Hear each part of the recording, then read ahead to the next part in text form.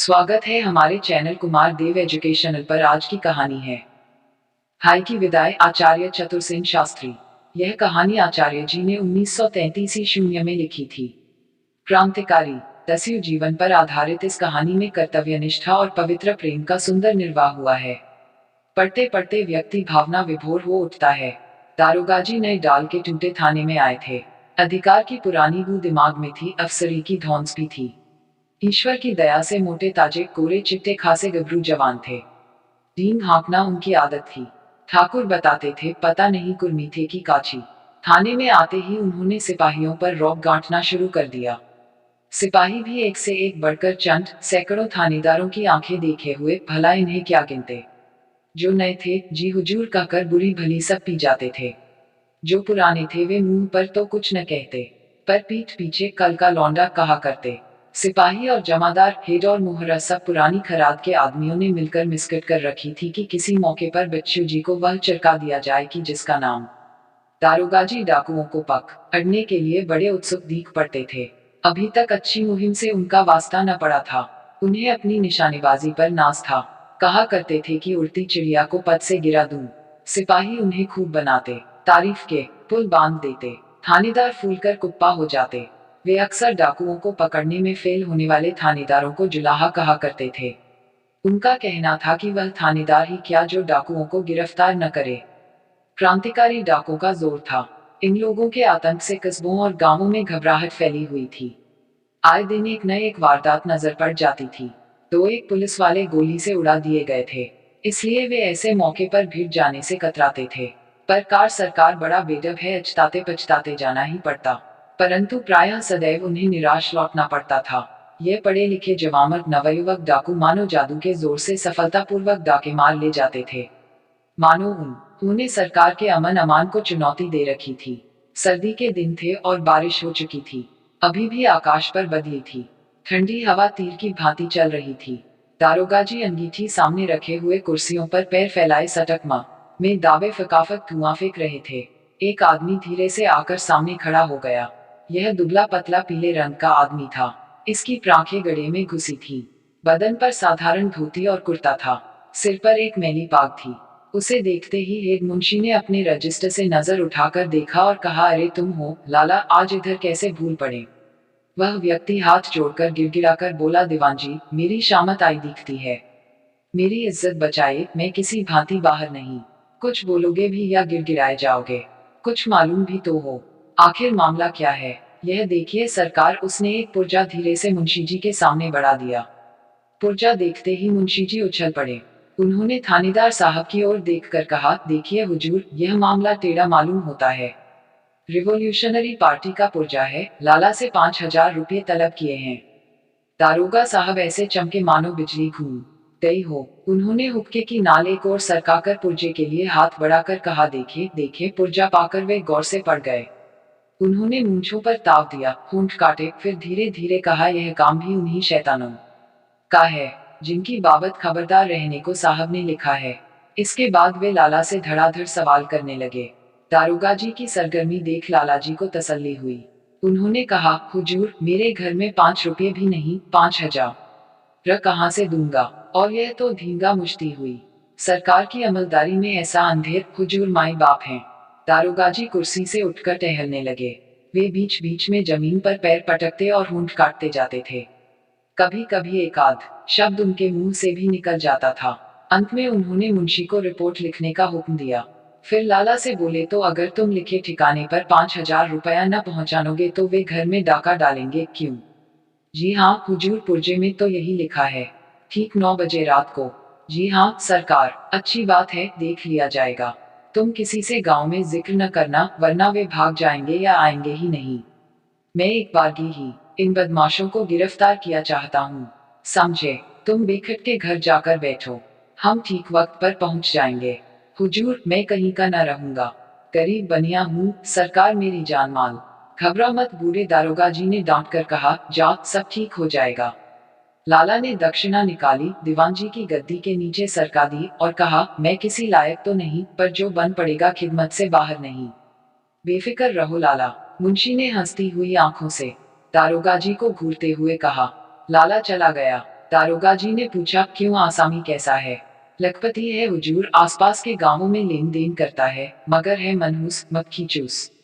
आज चंदूल फंसा है। अचाक देखे तो कितने की बोहनी हुई। यह देखिए हुजूर। मुंशी ने 100 रुपये का नोट गद्दी के नीचे से निकालकर दारोगा जी के सामने पेश कर दिया। दारोगा जी की पांचों घी में और सिर कढ़ाई में। कमालुद्दीन, तुम पुराने तजुर्बेकार हो, तुम किस किस को ले चलना चाहते हो? तुम्हें तो चलना ही होगा। आखिर आप करना क्या चाहते हैं हुजूर? इसके क्या मानी? डाकुओं को गिरफ्तार करेंगे। हुजूर, इस ख्याल में न रहना, वे मामूली डाकू नहीं हैं। तुम्हारी राय में वे जिन हैं? जिन है या फरिश्ते यह तो खुदा जाने, मगर देवी सिंह आवाज पर गोली सर करता है, उसकी गोली खाली जाना जानती ही नहीं। और हम यूं ही गाबदू हैं, मियाँ, क्या बुज़दिलों की जय। सी बातें करते कांस्टेबली करते उम्र गुजार दी। मालूम होता है बुढ़ापे में तुम्हारी अक्ल को मोर्चा लग गया है। इसके बाद उन्होंने कमालुद्दीन की तरफ से मुंह फेरकर दूसरे एक जवान कांस्टेबल से कहा, तुम कहो रामदीन, क्या कहते हो? हम सरकार के साथ सिर कटाने को तैयार हैं। जौन आप हुक्म दे वह करे, सरकार का नमक खात हैं। शाबाश, तुम्हें साथ रहना होगा। और किसे तुम पसंद करते हो? सरकार, गुलाम अहमद और रघुपाल पांडे भी अच्छे बांके जवान हैं। इन्हें भी ले लेना चाहिए। कमालुद्दीन ने बीच ही में रोककर कहा, हुजूर, अब बीच में बोलना ही पड़ा। हुजूर ही की तरह ये लोग भी नए रंग रूठे। अभी कवायदे की है, मुहिम नहीं देखी। सिर्फ पेशाब करने वालों के दफा 34 में चालान किए हैं। ये वहां से मुंह की खाकर आवेंगे। दारोगा जी ने क्रुद्ध होकर कहा, कमालुद्दीन, तुम बहुत मुंहजोर हो गए हो। मुझे साहब के पास तुम्हारी रिपोर्ट का रानी होगी। तुम्हारी राय में तुम्हारे सिवा और किसी के सिर में दिमाग ही नहीं है। शह पाकर रामदीन बोला, हुजूर, कमालुद्दीन तो दारोगा होने लायक है। बेचारे को कांस्टेबल बना रखा है। हुजूर, सिफारिश कर दे तो अच्छा। कमालुद्दीन वहां से खसक गया और दारोगा जी ने अपनी पसंद के 8 मजबूत सिपाही चुनकर उन्हें चाक चौबंद रहने, गोली बारूद बंदूक किरच ठीक रखने का हुक्म दे दिया। गांव कोई 5-6 कोस पर था। पार्टी ने तीसरे पहर ही कूच कर दिया। रास्ते भर दारोगा जी अपने दिली हौसले बयान करते जा रहे थे। भांति भांति की तजवीजें सोची जा रही थी। इरादा पक्का यह था कि एक भी डाकू बचने न पाए, सब गिरफ्तार कर लिए जाएं। सब अपनी अपनी कह रहे थे। सिर्फ कमालुद्दीन चुप था। वह चुपचाप कुछ सोचता हुआ चल रहा था। गांव के कुछ फासले पर एक नाला था। उस पर एक पुराना पुल था। नाला सूखा था। यह सदर सड़क से जरा हटकर था। इसके पास ही 3-4 बड़े पेड़ थे। वहां पहुंचते ही कमालुद्दीन रुक गया। उसने चारों तरफ देखा और कहा, दारोगा जी, यही जगह ठीक है। यही हम लोगों को ठहर कर देखना चाहिए कि क्या होता है। यह क्यों? मैं तो मौके पर रहूंगा। हुजूर, आपके बाल बच्चे हैं। आप नौजवान हैं। नौकरी में पेट भरने जितनी तनख्वाह मिलती है, जान देने जितनी नहीं। आप पहली बार मुहिम पर पाए हैं। वे लोग पक्के खिलाड़ी हैं। आप मतलब से मतलब रखिए, वरना यहाँ से जीता जागता लौटना मुश्किल है। संध्या हो रही थी। दारोगा जी और कांस्टेबल सभी ने कमालुद्दीन की बात सुनी। सब सन्न हो गए। दारोगा जी का धीरज भी भागने लगा और जोश भी ठंडा पड़ गया। उन्होंने सोचा, चिड़िया का शिकार करना और डाकू से लड़ना एक ही बात नहीं है। उन्होंने कहा, तब तुम्हारी क्या राय है? यहीं चुपचाप बैठिए। इसके बाद वे लोग शर्तिया यहीं से होकर गुजरेंगे। आप पेड़ पर चढ़ जाइए और जो कुछ नजर आए देखते रहिए। हम लोग पुलिया में छिपे बैठे रहेंगे। इससे फायदा कार सरकार भी होगा और जान जोखिम न होगी। मगर लुदीन, वे लोग शायद आएंगे ही नहीं। हुजूर, वे जरूर आएंगे। इस मनहूस बनिए को लूटेंगे भी और हम लोग कुछ न कर सकेंगे। दारोगा जी वहीं बैठ गए। डाकू पकड़ने का उत्साह अब बहुत कम रह गया था। उन्हें सलामती से वापस जाने ही में भलाई दिखती थी। कमालुद्दीन ने कहा, हुजूर, ये वारदातें तो रोज के धंधे हैं। क्या हम लोगों के सिर गाजमूली हैं कि उन्हें हथेली पर लिए फिरें? हाँ, जाब्ते की कार्रवाई होनी चाहिए। दारोगा जी ने सिपाहियों से कहा, क्यों भाइयों, तुम्हारी क्या राय है? हुजूर, कमालुद्दीन ठीक कहता है। यहाँ जान किसे भारू है। हाँ, जाब्ते की कार्रवाई होनी चाहिए। दारोगा जी ने घबराकर कहा, जाब्ते की कार्रवाई किस तरह होगी कमालुद्दीन? वह सब मैं अर्ज करूंगा। आप देखते रहिए। वह तरकीब काम में लाऊं कि सांप मरे और लाठी भी न टूटे। तब तो हम लोग यहीं से फैर करेंगे। खुदा के लिए ऐसा न करना हुजूर, इससे डाकुओं का कुछ न होगा। हमारी कमबख्ती आ जाएगी। अंधेरा बहुत हो गया था। एकाएक घोड़ों की टाप की ध्वनि सुनाई दी। कमालुद्दीन ने कहा, हुजूर, वे लोग पा रहे हैं। खबरदार रहिए, आप पेड़ पर चढ़ जाए, हम लोग इस पुलिया में घुसे बैठते हैं। कमालुद्दीन और उसके साथी बिना विलंब किए पुलिया में घुस बैठे। घोड़ों की पनिकत सुनाई दे रही थी। दारोगाजी अकेले पेड़ के पास खड़े थे। एक साइकिल सर्र से निकल गई और क्षण भर में ही सीटी की आवाज सुनाई दी। दारोगाजी को पसीना आ गया। उन्होंने दबी जबान से कहा, कमालुद्दीन, मेरे जते का फीता खोलो। फीता, मैं पेड़ पर चढ़ नहीं सकता, जल्दी। हुजूर, खड़े मत रहिए, ले जाइए जल्दी, पेड़ पर चढ़िए। एक साइकिल और सर से निकल गई और सीटी की आवाज गूंज गई। दारोगाजी के शरीर से पनाला बह निकला। वे टकर खिसकते खिसकते नाले के मुंह पर आए और बोले, कमालुद्दीन, मुझे भी यहीं छिपाओ। ओह साला, जते का तस्मा खुला ही नहीं। कमालुद्दीन ने चुपचाप उनका मुंह भींच लिया। सवार पुल पर होकर गुजर रहे थे। एक आदमी पुलिया पर खड़ा रह गया। कमालुद्दीन ने संकेत से दारोगाजी से कहा, उसे अगर गिरफ्तार किया जाए तो बहुत मतलब हल हो सकता है। चुप रहो, साले के हाथ में 6 नला पिस्तौल है, दारोगाजी ने कांपते स्वर में कहा। और वे लोग दम रोककर मुर्दों से बाजी लगाकर पड़ गए। नायक छत पर खड़ा था। उसके एक हाथ में सर्चलाइट और दूसरे में भरा हुआ रिवाल्वर था। 2 और रिवाल्वर उसके जेबों में थे। वह प्रत्येक डाक की गतिविधि का निरीक्षण कर रहा था और साहसिक शब्दों में अंग्रेजी में प्रत्येक को आज्ञा दे रहा था। द्वार पर 2 डाकू बंदूक ऊंची किए मुस्तैद खड़े थे। गृहपति और गृहिणी बीच आंगन में चारपाई पर चुपचाप बैठे थे।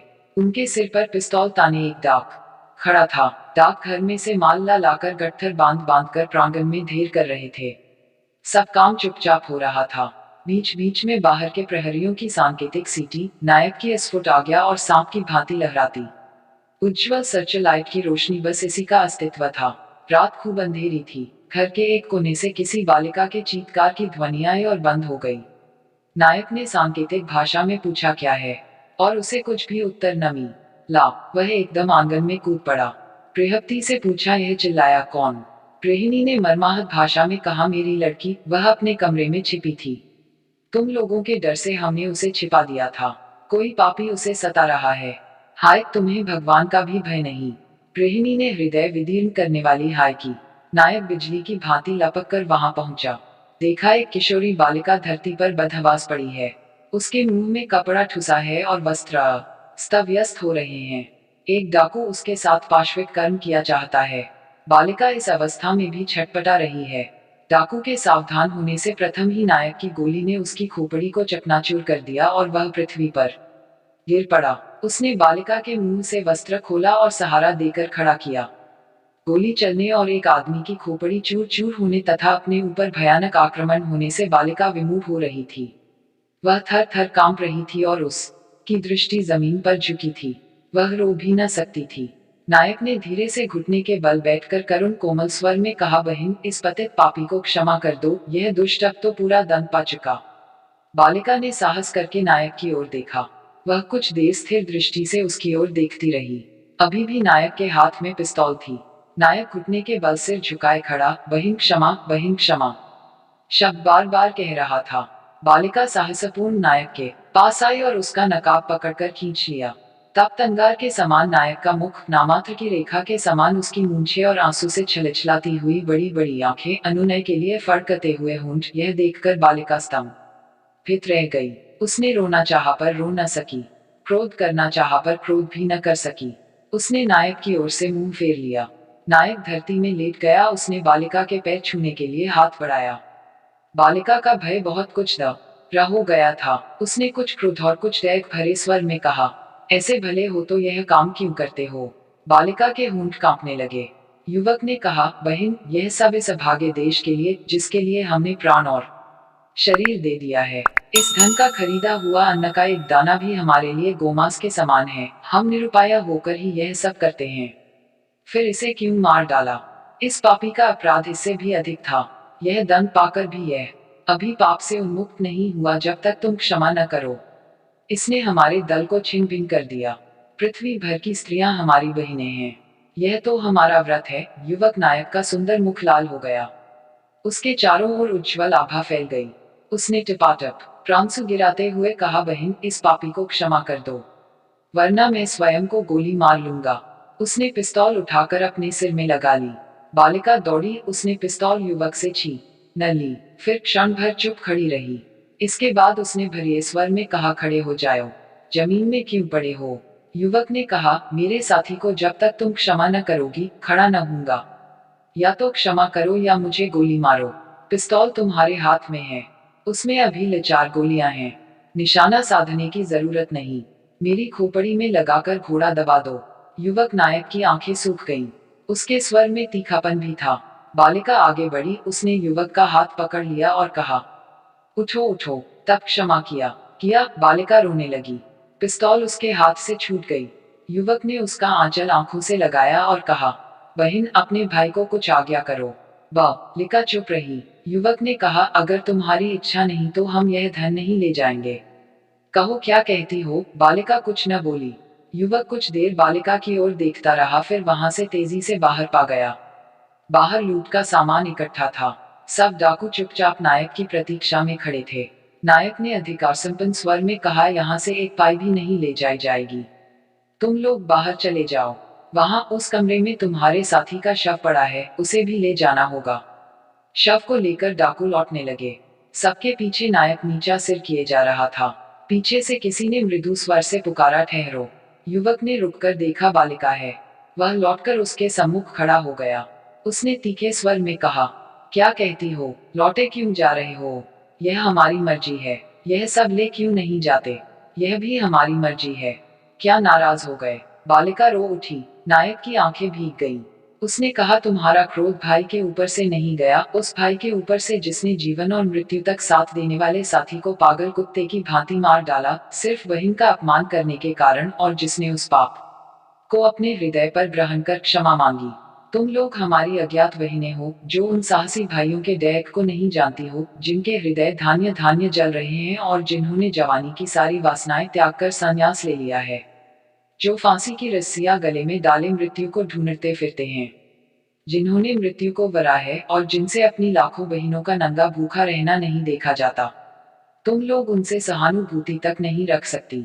तुम्हारे छोटे से घर की चहारदीवारी ही तुम्हारे जीवन और अस्तित्व का केंद्र है। तुम भारत की अयोग्य पुत्रियां हो। जब तक तुम स्वार्थ और अज्ञान के गड़े में हो, देश की करोड़ों बहनों की गुलामी नहीं दूर हो सकती। सतर्क स्वर में युवक ने इतनी बातें कही। बालिका रो रही थी। उसने धीरे धीरे आकर युवक का हाथ पकड़ लिया। उसने कहा, मैं हाथ जोड़ती हूँ, इसे तुम ले जाओ, तुम्हें ले जाना पड़ेगा। तुम्हारा दिल दुखेगा। तुम न ले जाओगे तो मैं जान खो दूंगी। युवक नायक ने साथियों को संकेत किया। वे रुक गए। वह गृहपति के पास जाकर बोला, क्या आपके पास और धन संपत्ति है। अब कुछ नहीं है, इसमें से जितना चाहो रख लो। गृहिणी प्रभावित हो रही थी। उसने एक भारी सा सोने का जेवर उठाकर कहा, वैशाख में तुम्हारी बहन की शादी करनी है, उसके लिए यह काफी है। मेरे पुत्रों, जाओ, यह सब तुम ले जाओ। भगवान तुम्हारा कल्याण करे। युवक ने गृहिणी के पैर छुए। साथियों ने गट्ठर उठाए और चल दिए। बालिका युवक के पीछे जा रही थी। जब उसने ड्योढ़ी से बाहर कदम रखा, उसने पुकारा, हाय। युवक हर्षातिरेक से विह्वल होकर लौटा। कहो बहन, क्या कहती हो। तुम्हें आना पड़ेगा। बालिका ने मंद मुस्कान से कहा। उस अभेद्य अंधकार में वह मुस्कान को देख तो न सका, पर अनुभव करके बोला, आऊंगा बहन। नाम तो बताओ। देवी सिंह। अच्छा, वैशाख कृष्णा तेरस। याद रहेगा। बालिका ने फिर पूछा। अवश्य, यदि स्वाधीन रहा तो आऊंगा जरूर। आना ही पड़ेगा। आऊंगा बहन। नायक हंस पड़ा, फिर रो पड़ा। उसने बालिका के पैर छुए और मंडली सहित अंधकार में डूब गया। दारोगा जी, अब आप निकल आइए। वे लोग चले गए। भाई, अच्छी तरह देखभाल लो। बेखटके निकल आइए। दारोगा जी ने निकलकर वर्दी झाड़ी और जूते के फीते कसते हुए बोले, इन साले जूतों ने आज मरवाया था। कमालुद्दीन ने कहा, खैर, अब जाब्ते की कार्रवाई करनी चाहिए। जाब्ते की कार्रवाई कैसी। 2 सिपाहियों को गांव के पूरब की ओर जाकर फायर करने को कहिए। 2 सिपाही पीछे से हवा में फायर करें। आप यहीं से तमंचा दागना शुरू कर दें। वर्दी फाड़ डालिए और सिपाहियों की वर्दियां भी चिथड़ा कर डालिए। इसके क्या माने। आखिर डाकुओं से मुठभेड़ भी क्या मामूली हुई। दारोगा जी इस भय की घड़ी में भी हंस पड़े। उन्होंने कहा, उस्ताद, तुम्हारी अक्ल को हम मान गए। उन्होंने पिस्तौल ऊंचा करके 4-5 फायर कर दिए। कमालुद्दीन ने मातादीन की पीठ पर हाथ मारकर कहा, देखते क्या हो, पूरब की ओर ही दौड़ जाओ। हाँ, वर्दी को फाड़ दो और 2-4 हवा में फायर कर दो। थोड़ी ही देर में बंदूकों और पिस्तौलों की आवाज सुनकर गांव भर में हलहल मच गई। दारोगा जी वर्दी फाड़े, नंगे सिर कीचड़ में सने हुए दल-बल सहित लाला के घर पर आ धमके। साथ ही गांव के हजारों आदमी थे। लाला नीचा सिर किए बाहर आए। दारोगा जी पलंग पर बैठ गए और बोले, रिपोर्ट लिखाओ लाला, आज जान हथेली पर करके डाकुओं का मुकाबला किया गया। कहो क्या क्या गया, क्या क्या रहा। लालाजी ने दबी जबान से कहा, हुजूर, आपकी दया से डाकू भाग गए। वे भाई की विदाई कुछ भी न ले जा सके। दारोगा जी की बाँछें खिल गईं, परंतु कमालुद्दीन चक्कर में थे। उन्होंने संकेत से दारोगा जी से कहा, यहाँ तो कुछ दाल में काला नजर आता है। यह क्या? यह नामुमकिन है कि डाकू बिना कुछ लिए भाग गए हों। हाँ, यह तो साफ है।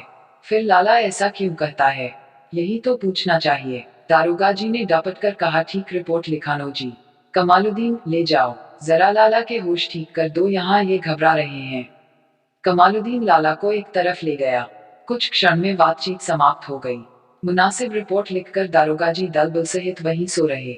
सुबह उनके लिए पूरियां तल गईं। खूब डांटकर मुट्ठी गर्म करके दारोगा जी ने थाने की राह ली। रोजनामचे में लिखा गया, खादिम खुद मौके पर चंद बहादुर सिपाहियों को लेकर पहुंचा। डाकू 40 के करीब थे, सब हथियारबंद। रात भर गोली चलती रही, यहाँ तक कि मेरी और सिपाहियों की वर्दियां भी फट गईं और चोट भी आई। मगर चूंकि डाकू बहुत ज्यादा थे और सब हथियारों से लैस थे, वे भाग गए। मगर डाका न पड़ सका और एक पाई का माल भी नहीं लूटा गया। कहना नहीं हो गा कि दारोगा जी की कारसाजी की खूब तारीफें की गई। वैशाख कृष्णा तेरस थी। कृष्णा का आज ही विवाह था। घर में धूम थी, बारात आ गई थी। ज्यों ज्यों दिन ढल रहा था, कृष्णा का उद्वेग बढ़ता जाता था। वह प्रतिक्षण द वीसिंग के आने की प्रतीक्षा में थी।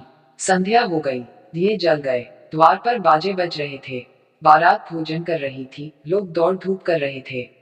कृष्णा अब भी उस आगंतुक की प्रतीक्षा में थी। एक दुबला पतला युवक आया और इधर उधर देख घर में घुस गया। उसका वेश साधारण था। उसने गृहपति को पहचानकर कहा, लाला जी, मुझे आपसे कुछ कहना है। देवी सिंह आ जाएगा। लाला को भी उसकी प्रतीक्षा थी। उन्होंने सतर्क दृष्टि से युवक को देखकर कहा, तुम कौन हो? मैं देवी सिंह का संदेश लाया हूँ। वे कहाँ हैं? यह मैं नहीं बता सकता। कृपा कर क्षण भर के लिए कृष्णा बहन से मेरी मुलाकात करा दीजिए। लाला ने चुपचाप उसे गृहिणी के पास पहुंचा दिया। कृष्णा ने उसे देखा और कहा, क्या वे न आ सकेंगे? नहीं बहन, यह संभव ही न रहा। उन्होंने क्षमा मांगी है और आशीष दी है। वे है कहाँ? बालिका आशंका से पीली पड़ गई। निकट ही पर देख न सकोगी। क्या कैद हो गए? सब कुछ हो गया बहन। क्या हो गया? खुलासा कहो। नहीं, आज इस समय वह बात कहने योग्य नहीं। युवक ने बड़ी ही कठिनाई से उमड़ते हृदय को रोका। बालिका सूख गई। उसने कहा, तुम्हें कहना होगा। नहीं बहन, न कह सकूंगा। कहो कहो, मैं तुम्हें आज्ञा देती हूँ। वह रोने लगी। युवक ने सिर झुकाकर कहा, तुम्हारी आज्ञा मैं टाल नहीं सकता बहन, उन्हें फांसी की सजा हो गई है। बालिका आंखें फाड़ फाड़ कर दे खने लगी। उसके मुंह से बोल न निकला। युवक ने दूसरी ओर मुंह फेर कर कहा, कल प्रातः काल 5 बजे उन्हें फांसी होगी। आज का मंगल कार्य समाप्त होने के ही लिए उन्होंने 1 सप्ताह की अवधि ली थी। बालिका अब भी मां फाड़े खड़ी रही। वह बेत की भांति कांपने लगी, वह मूर्छित सी हो रही थी। युवक ने गृहिणी की सहायता से उसे बिस्तर पर लिटा दिया। उसने कहा, बहन, मैंने समझा था तुम वीर भाई की वीर बहन हो, सब सुनोगी। मुझ में साहस है, पर मैं विवाह नहीं करूंगी। माँ, नहीं बहन, अगर तुम विवाह नहीं करोगी तो वे कल हंसते और गीत गाते हुए फांसी पर न जाएंगे। वे विरोध करेंगे और उन्हें घसीट कर ले जाया जाएगा। यही उनका निर्णय है। क्या यह ठीक होगा बहन? उनकी आज्ञा क्या है? बालिका ने रोते हुए कहा, तुम्हारा विवाह ठीक ठीक सकुशल समाप्त हुआ है, यह मैं अपनी आंखों से देखूं और समय पर उन्हें सूचना दे दूं। विवाह हो जाएगा तब मां देख लेना। बालिका के चेहरे पर मुड़नी छा रही थी, पर आंसू न थे। उनका एक और भी संदेश है। वह क्या है? उन्होंने कहा है, अब तुम्हारी जैसी वीर बालाओं को देश के लिए बलिदान होने की जरूरत है। उनसे कहना, मैंने आज से अपने प्राण और शरीर देश के लिए दिए, पर मैं उनका पथ न ग्रहण कर सकूंगी। बहन, प्रत्येक प्रतिभाशाली मस्तिष्क अपने पथ का निर्माता है। एक निवेदन और है। युवक ने बगल से नोटों का एक बंडल निकाला और कहा, कुल 10,000 हैं। जब तक हम में से एक भी जीवित है, आज से इसी समय प्रतिवर्ष इतनी ही रकम आपको इसी स्थान पर मिलती रहेगी। आप चाहे भी जहां रहें, आज के दिन इस समय यहीं उपस्थित रहें। उसने नोट बालिका के आगे बढ़ाए। बालिका ने कहा, जब तक तुम में से एक भी जीवित है, यह रकम तुम मेरी तरफ से देश के किसी अच्छे काम में लगाते रहो। पर प्रतिज्ञा करो कि भविष्य में यह रकम किसी अनुचित मार्ग द्वारा न प्राप्त की जाएगी और किसी भी हिंसक उपयोग में न लाई जाएगी। आपकी आज्ञा का यथावत पालन होगा और आपको उसकी कैफियत मिल जाएगी। इसके बाद बातचीत बंद हुई। विवाह मंडप में मंगल वाद्य बज रहे थे। पुरोहित उपस्थित थे। बालिका चुपचाप विवाह वेदी पर जा बैठी। विवाह कार्य संपन्न हुआ। युवक उसी रात विदा हो गया। वह जेल के फाटक पर उपस्थित थी। विवाह की हल्दी उसके शरीर पर थी और कंगना हाथ में। लाश उसने ले ली। उसने देर तक उस वीर युवक का तेजपूर्ण मुख देखा। अभी भी शरीर में कुछ गर्मी और चेहरे पर लाली थी। उसने अपने आंचल से उसका मुंह पोंछा, रोली का टीका लगाया, राखी भी बांधी और माथा टेक कर प्रणाम किया। इसके बाद उसने वहीं खड़े होकर मन ही मन कुछ प्रण किया और चल दी। Thanks for watching. Like, share and subscribe.